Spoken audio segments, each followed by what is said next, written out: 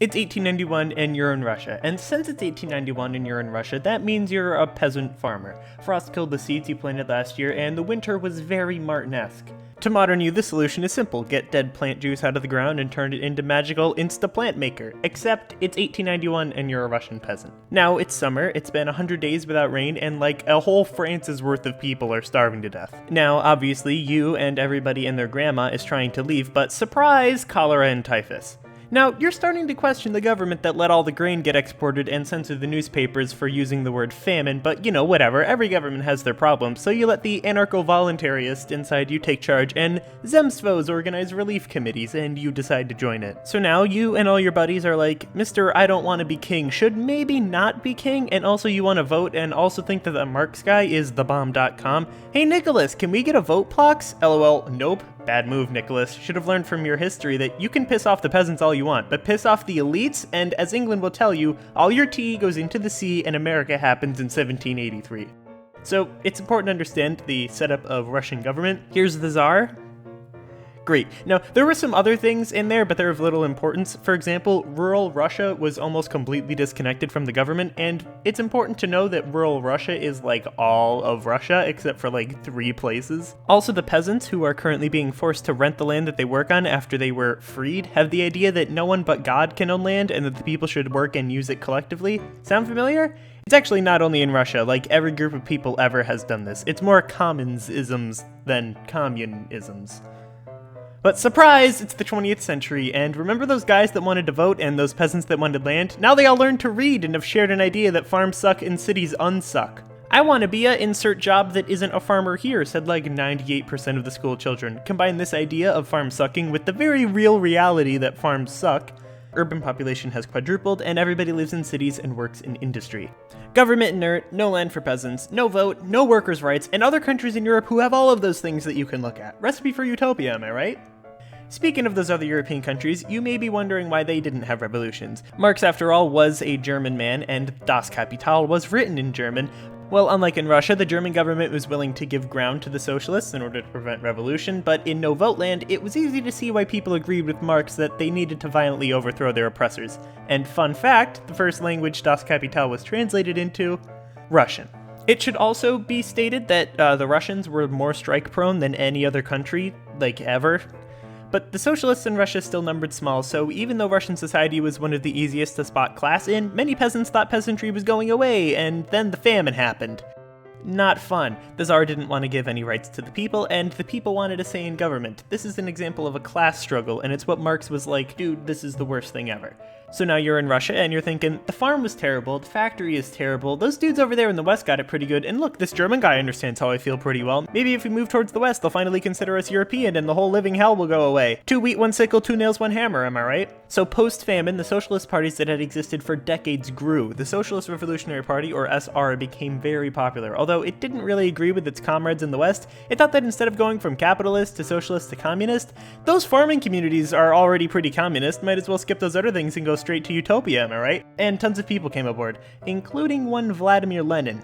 Lenin would later get made fun of because he came from a not-so-proletariat family and was like, Jacobinism is pretty great. Jacobinism called for the establishment of a dictatorship, arguing that a revolution just with the peasants was, like, stupid. The people will grow to be complacent, and especially the better-off ones. We gotta coup this état before those loyalists ruin it, am I right? So Vladimir, music is nice, but it makes me not want to bash peasants in the head with sticks, so I hate it. Lenin moved to St. Petersburg. Remember that it's one of those not rural places? But the big idea in old St. Peteville is maybe this whole democracy thing is how we get this 2-stage revolution or rev-a-rollin'. So all the Marxists, who at the time were economists, spread propaganda. No, the revolution needs a leader and a strong centralization with me as the leader, or it won't work, cried Lenin like an upset child. Then Lenin went back to his house and wrote a nice pamphlet explaining all his inner feelings or whatever and showed it to all his friends at the Second Party Congress. I think anyone should be allowed to be a member if they agree with the manifesto, said Martov. No, everybody needs to be activists, said Lenin. Really, these arguments were superficial, as Martov and Lenin were disagreeing on very larger ideological problems and how to best to get to utopia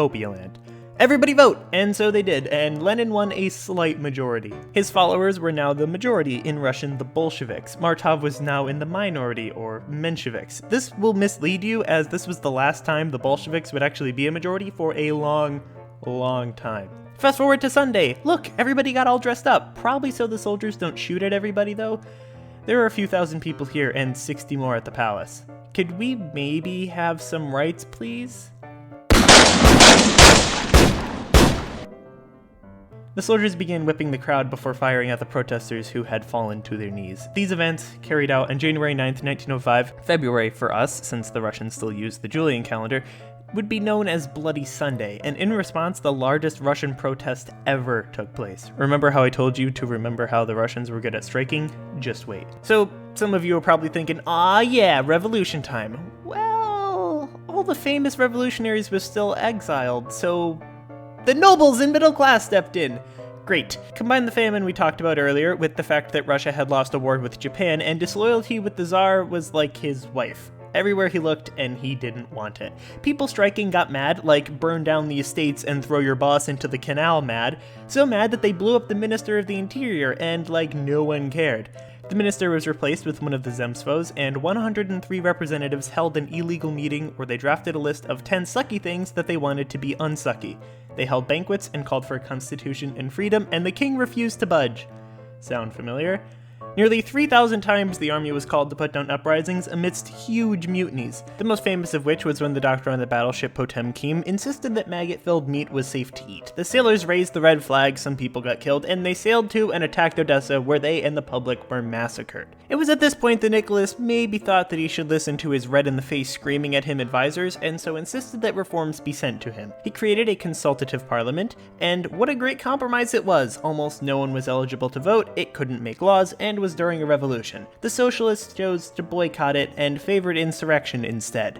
On September 20th, the printers protested for higher wages and the police were called. The protesters threw stones at them. The railway workers then joined the strike, and by October 10th, 75% of the factory workers in Russia were now on strike. As you can imagine, the Mensheviks were eating this up. A newspaper in St. Petersburg with info on the strike was printed, and dozens more across the city and country. All the while, the Bolsheviks were sitting around calling the peasants incapable. Then, the capital fell, and at long last it seemed that the workers would get what they wanted. Tsar Nicholas gave the workers a cabinet, a parliament, and liberties.